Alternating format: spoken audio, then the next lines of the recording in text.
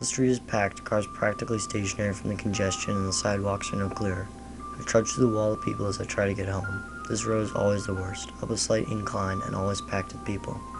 I duck my head and plow through the crowd as best I can. About halfway down I stop. Off in the distance I hear faint yells mixed in with some other noises I can't make out. Everyone around me seems to have noticed as well.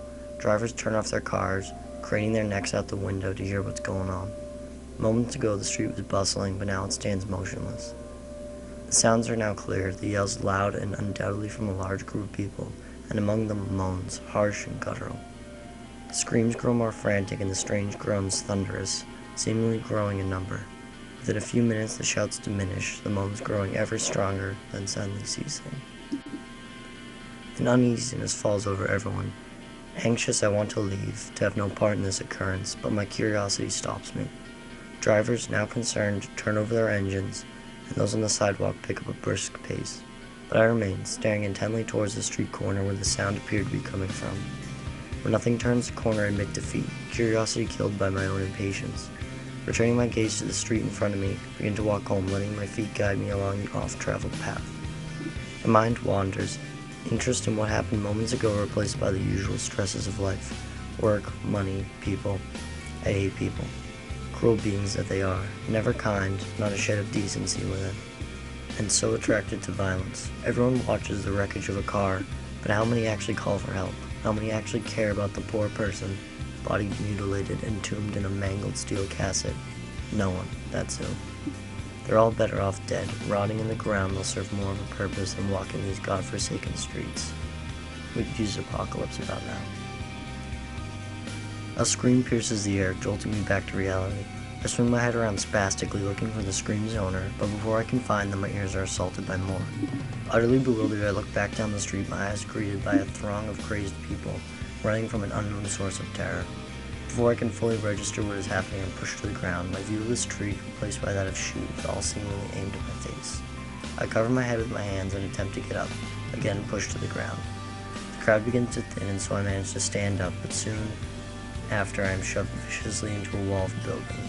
Slightly dazed, but finally fully upright, I can see the long street sprawled out before me. What should be a picturesque city street is instead a bizarre scene.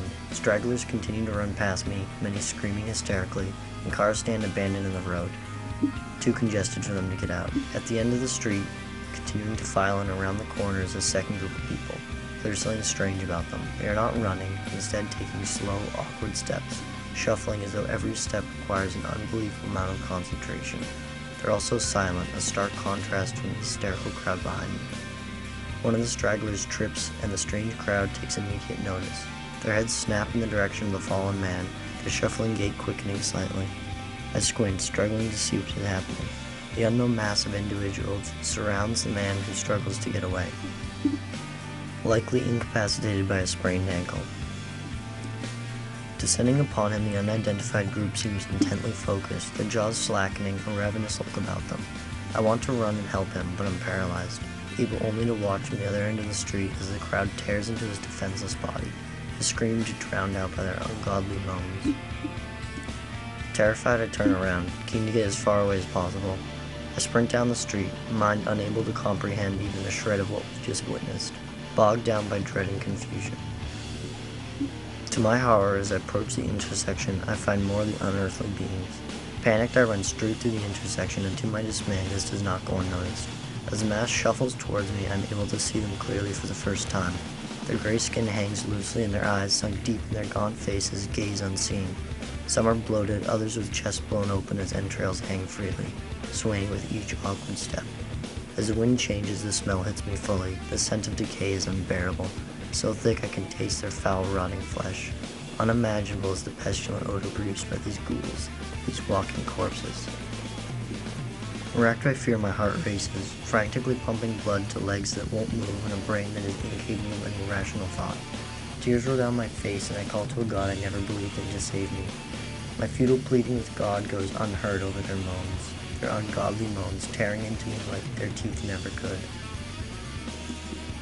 I try to run, praying that I can escape, get away from the moans, but I trip on the curb, smashing my knee on the pavement, pain shooting up my leg. The ghouls, now mere feet away, slacken their jaws, still uttering that agonizing, torturous moan. As I look into the face of the nearest one, I see no semblance of humanity, not a shred of the person this monster had been in life. I watch in terror as my limbs are grabbed, cold dank hands claw my face, a finger thrust into my eye socket. Unimaginable pain fractures my mind, and I scream in agony, because it is all that is left to do. Lips retract to reveal gnarled, decaying teeth which soon sink deep into the body, tearing. They strip flesh from the body, limbs torn from their sockets, stomach peeled open to reveal fragile organs. Hands plunge deep into the now exposed abdomen, blood painting the street as innards are ripped out, bones snapped to reach marrow, ribcage shattered as more hands tear into the body. Driven by insatiable hunger that tear the body beyond any recognition, the moaning stops, stiff bodies clamber to their feet and shuffle away, constantly in search of another feast.